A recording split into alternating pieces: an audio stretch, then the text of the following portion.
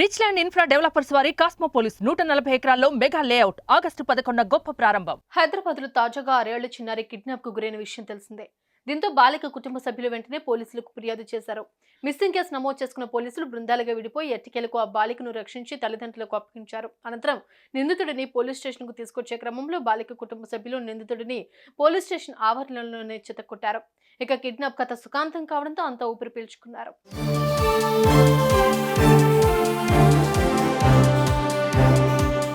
ఇక విషయానికి వస్తే శనివారం అబిడ్స్ పరిధిలోని కట్టెల మండిలో 6 ఏళ్ల చిన్నారి ఆడుకుంటూ ఉంది.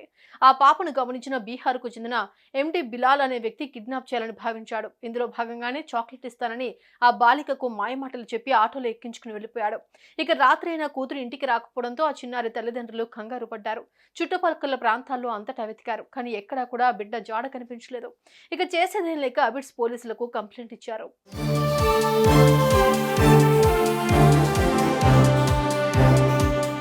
మిస్సింగ్ కేసు నమోదు చేసుకున్న పోలీసులు ఆ బాలిక ఆచూకీ కోసం బృందాలుగా విడిపోయి గాలించారు.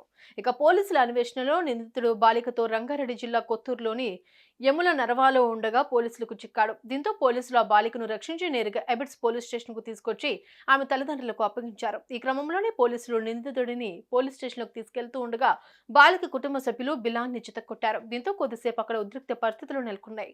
అనంతరం నిందితుడిపై ఫోక్సో కేసు నమోదు చేసుకున్న పోలీసులు దర్యాప్తు చేస్తున్నారు. అయితే ఈ క్రమంలోనే నిందితుడు ఈ బాలికపై అత్యాచారం చేసి ఉండవచ్చని పోలీసులు అనుమానిస్తూ ఉన్నారు. దీంతో ఆ చిన్నారిని భరోసా కేంద్రానికి తీసుకెళ్లి పరీక్షలు చేస్తున్నారు.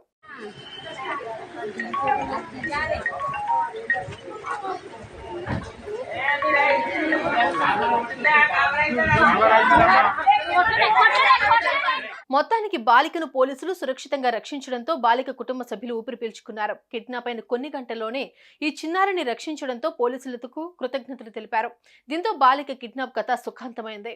సుమన్ టీవీలో మీ పర్సనల్ అండ్ బిజినెస్ ప్రమోషన్స్ కోసం కింది నెంబర్కి కాంటాక్ట్ చేయండి.